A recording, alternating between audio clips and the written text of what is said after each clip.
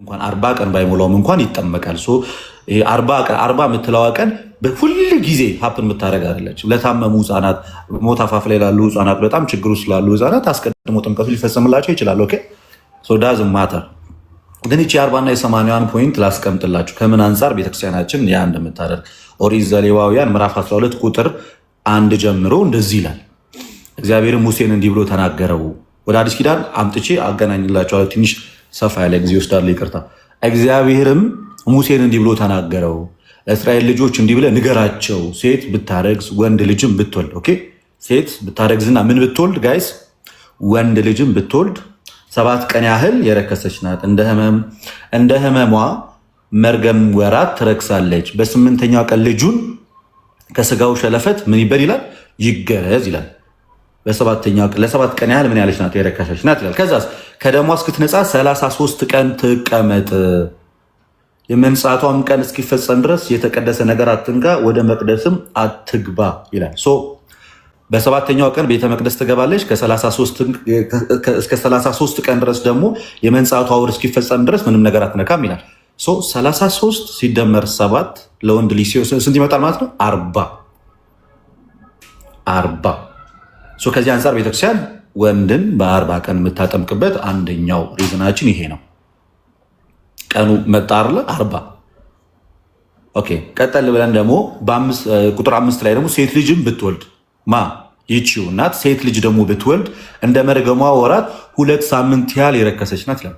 2 ሳምንት ማለት 14 ቀን ማለት ነው። 14 ቀን ከዛ ከደሟ እስክትነጻ ድረስ 66 ቀን ትቀመጥ ይላል። ስለዚህ 14 ሲደመር 66 ስንት ይመጣል? 80። ለምን ሲሆን? ለሴት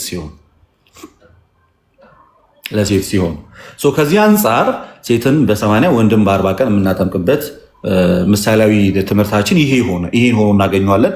መጽሐፈ ኩፋሌ ላይም መጽሐፈ ኩፋሌ ምዕራፍ 9 ቁጥር 4 ላይ 80 መጽሐፍ ቅዱስ ላይ ደግሞ እግዚአብሔር አምላክን አዳምን ከፈጠረው ከ40 ቀን በኋላ ወደ ኤደን ገነት እንዳስገባው ሔዋንን ከፈጠራት ከ80 ቀን በኋላ ወደ ኤደን ገነት እንዳስገባቸው እንመለከታለን። በዚህም ማስረጃ መሰረት ክርስቲያኖች የሚወሏቸው ልጆች ወንድ ልጅ በ40 ቀኑ ከተጠመቀ በኋላ ወደ እግዚአብሔር ቤተ መቅደስ ይገባል። ልክ አዳም ከመሬት ከተገኘ ከ40 ቀን በኋላ ወደ ኤደን ገነት እንደገባ ሁሉ ያም ሕፃን በ40ኛ ቀኑ ወደ ቤተ መቅደስ ይገባል። በዚህ መሰረት ሕፃናትን በ40 እና በ80 ቀን የምናጠምቃቸው ዋነኛ አስተምህሮታችን ይሄ ነው። ስለዚህ ይህንን ከያዝን በኋላ አንድ የ40 ቀንና የ80 ቀኑ ምሳሌያዊን ከኦሪት ዘሌዋውያን ካገኘን በኋላ አብርሃም ደግሞ አድጎ እግዚአብሔርን አግኝቶ እንደተጠመቀ ከተረዳን ልጁ ይስሐቅ ደግሞ በአባቱ እምነት በ8ኛው ቀን ከተገረዘ መጽሐፍ ቅዱስ ምን ያስተምራል ማለት ነው? በአጭሩ ሕፃናት ከአማኝ ልጆች ከተወለዱ አስቀድመው ጥምቀትን መውሰድ የሚችሉበት ፕሮባቢሊቲ ሰፊ ነው። ደግሞ ነውም ይቻላል። ይህንን ከያዝን በኋላ ወደ ሐዲስ ኪዳን ደግሞ እንሄዳለን። ከዚህ የተነሳ ቤተክርስቲያናችን ከአማኞች ወይም ደግሞ ክርስቲያን ከሆኑ ቤተሰቦች የሚወለዱትን ሕፃናት ምን ታደርጋለች ማለት ነው? አስቀድማ ታጠምቃለች። በኋላ ላይ ማጠቃለያ ላይ ሌላ አንዳንድ ሀሳቦችን አነሳላቸዋል። በሐዲስ ኪዳን ግን በዋነኝነት ቤተክርስቲያን እንደ መነሻ አድርጋ የምትይዛቸው የመጽሐፍ ቅዱስ ጥቅሶችንና ሲጠመቁ የታዩባቸውን ክፍሎች ደግሞ ላመልክት። ኦኬ ሉቃስ ወንጌል ምዕራፍ 18 ቁጥር 6 ላይ ሉቃስ ወንጌል ምዕራፍ 18 ቁጥር 6 ላይ ቁጥር 16 ላይ ምዕራፍ 18 ቁጥር 16 ላይ እንዲህ ይላል፣ ኢየሱስ ግን ሕፃናትን ወደ እሱ ጠርቶ ሕፃናትን ወደ እኔ የመጡ ዘንድ ተዋቸው፣ አትከልክሏቸውም፣ የእግዚአብሔር መንግስት እንደዚህ ላሉት ናትና ብሎ ተናግሯል። ኦኬ የጥምቀት ዋነኛው ፖይንት ምንድን ነው ስንል ራሱ ጌታ ኢየሱስ ክርስቶስ በዮሐንስ ወንጌል ምዕራፍ 3 ቁጥር 5 ላይ እውነት እውነት እላችኋለሁ ሰው ከውሃና ከመንፈስ ካልተወለደ በስተቀር ወደ እግዚአብሔር መንግስት ሊገባ አይችልም አለ። ስለዚህ ክሊርሊ ያስቀመጠው ጌታ ምንድን ነው? ሰው ከውሃና ከመንፈስ ካልተወለደ ወደ እግዚአብሔር መንግስት አይገባም ካለ፣ ሕፃናትን ደግሞ ወደ እግዚአብሔር መንግስት እንዳይገቡ አትከልክሏቸው ካለ፣ ወደ እግዚአብሔር መንግስት መግቢያው መንገድ ጥምቀት ነው ካለ እና ደግሞ ሕፃናትን ወደዛ ቦታ አትከልክሏቸው የሚል ከሆነ አንተ ማን ሕፃናት አይጠመቁ ልትል የምትችለው? ኦኬ ጭራሽ እንደውም በሁለት መንገድ ይፈታል። እንደ ሕፃናት ሲባል ሕፃን መሆንም አይደለም። ሕፃናት ንጹሐን ናቸው፣ ቅዱሳን ናቸው፣ እናንተም ራሳችሁን ንጹሕ አድርጋችሁ ወደ እግዚአብሔር መንግስት ግቡ ሲል ነው ትርጉሙ። በቀጥታ ደግሞ ስንወስደው ሕፃናትን ይዞ ነው እዛ ጋር ሲናገር የነበረው። ልክ እንደዚህ ብሎ ሲናገር ደግሞ ሕፃናትም ወደ እግዚአብሔር መንግስት የመግባት ማለት ነው። ሙሉ መብት አላቸው። ማንም አልከለከላቸውም። ስለዚህ ተጠምቀው የእግዚአብሔር ልጅ መሆን ይችላሉ። ከፕሮቴስታንቶች ሊነሳ የሚችለውን ሀሳብ አነሳዋለሁ። ጥምቀት ለኃጢአት ስርየት ነው ትላላችሁ። ህፃናት ምን ኃጢአት ኖሮባቸው ነው የሚጠመቁት የሚለውን በኋላ ላይ አነሳዋለሁ። ግን ቤተክርስቲያናችን ግን ህፃናትን ስታጠም ከዚህ አንጻር ነው። ይሄን አያችሁ ሉቃስ 18:16 ላይ ህፃናትን ወደ እግዚአብሔር እንዲመጡ መከልከል እንደሌለብን መጽሐፍ ቅዱስ የሚያስተምር ከሆነ እንዳይጠመቁ ወደ እግዚአብሔር ቤተ መቅደስ መጥተው ዳግም ልጅነትን እንዳያገኙ የምትከለክላቸው አንተ ማን? በደለኛ የሆነውን ሰው እንኳን አጥምቀን ወደ እግዚአብሔር መንግስት እንዲገባ ካደረግነው ንጹሐን የሆኑ ህፃናትን የማናጠምቅበት ምክንያታችን ምንድን ነው? ምንም በደል የሌለባቸውን ሰዎች ማለት። ይሄ ጸጋ ለማንም የተከለከለ እንዳልሆነ ግልጽ ነው። ጸጋው ለሁሉም ነው። ይህንን ደግሞ ሐዋርያት ሥራ ምዕራፍ 2 ቁጥር 39 ላይ ሐዋርያት ሥራ ምዕራፍ 2 ከቁጥር 39 ላይ የተስፋው ቃል ይላል ለእናንተና ለልጆቻችሁ ጌታ አምላካችንም ወደ እርሱ ለሚጠራቸው በሩቅ ላሉ ሁሉ ነውና አላቸው። ስለዚህ የተስፋው ቃል ለአዋቂዎች ብቻ አይደለም። የተስፋው ቃል ለአዛውንቶች ብቻ አይደለም። የተስፋው ቃል ለወጣቶች ብቻ ሳይሆን የተስፋው ቃል ለእናንተም እንዲሁም ለልጆቻችሁም ነው። ስለዚህ የክርስቲያን ልጆች በእናትና አባታቸው እምነት ተጠምቀው በኋላ ላይ ደግሞ እግዚአብሔርን በመምሰል ሕይወት ቢያድጉ ይሄ መጽሐፍ ቅዱሳዊ ነው እንጂ ይህ መጽሐፍ ቅዱሳዊ የሆነ ትምህርት አይደለም። ሌላኛው መጽሐፍ ቅዱስ በግልጽ ከማያስተምራቸው ትምህርቶች ውስጥ አንደኛው ህፃናት መጠመቅ የለባቸውም የሚለውን ትምህርት ነው።